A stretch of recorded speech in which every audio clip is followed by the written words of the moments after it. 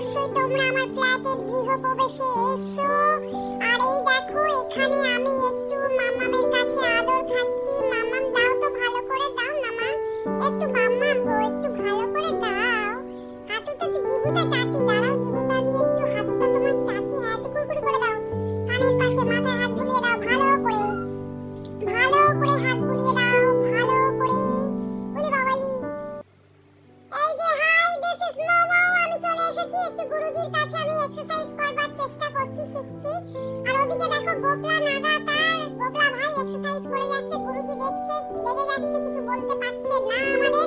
গোপলাকে দেখো পাগলাকে, ও দেখো ছুটে এক্সারসাইজ করেই যাচ্ছে। মানে ও যে কি এক্সারসাইজ করে, ওর চেহারা তো মোটা সোটা নয় সেরকম। ওর অত এক্সারসাইজ করবার কি দরকার আছে বলো তো? বললে বলবে কি তোরা চুপ কর, আমি ফিট রাখি, কারণ আমার একটা সুন্দরী বউ চাই। ওই দেখো ছোট মামা চলে এসেছে। আর এদিকে দেখো, এদের দেখো এই গর্বকে সমানে ঝগড়া করে যাচ্ছে। গর্ব সত্য বোধহয় গ্যাস হয়েছে, ওই জন্য চুপ করে দাঁড়িয়ে আছে, পাদু ছেড়ে যাচ্ছে। আর এদিকে পপকর্নকে দেখো, পপকর্ন দাদাকে, আর তজু মামাকে দেখো বসেই আছে। আর আমি একটু কপাল ভাতি করছি, এক্সারসাইজ করছি। তোমরা তো দেখলেই আমি Gopla, hi this is Gopla, তো দেখলেই আমি একটু এক্সারসাইজ করছি। আর আমি একটু কপাল ভাতি করছি, মানে আমার কপাল ভাতি করার প্রসেসটা এটা কিন্তু রামদেব দাদুর কপাল ভাতিটা আমি করি না, আমি এইভাবেই কপাল ভাতিটা করি, বুঝতে পেরেছো? আর এদিকে দেখো গুরুজি নেচে যাচ্ছে, আর বধু আমার মুখে ঘষে যাচ্ছে সারাক্ষণ, দেখো গোল হয়ে ঘুরে ঘুরে নেচে যাচ্ছে। আর এই ছোট মামা, তুই আবার এসেছিস আমাকে অ্যাটাক করতে, একটা মারবো না থাপ্পড়, তুই বুঝে যাবি। এই তুই কি আমায় থাপ্পড় মারবি রে গোপলা ভাগনা?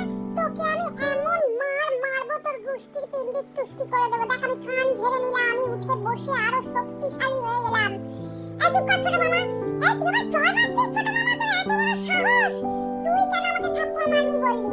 এই তুই যা তো, আমার থাপ্পড় তুই জানিস না কিন্তু গোপলা ভাগ্নে, আমি কিন্তু ছোট মামা খুব রেগে যাই। এই কথায় কথায় তুই আমাদের মারিস কেন রে ছোট মামা? ঠাস ঠাস করে থাপ্পড় তোর দিদিকে মারছিস, তোর মামা তো মারে না, এক থাপ্পড় মারবো।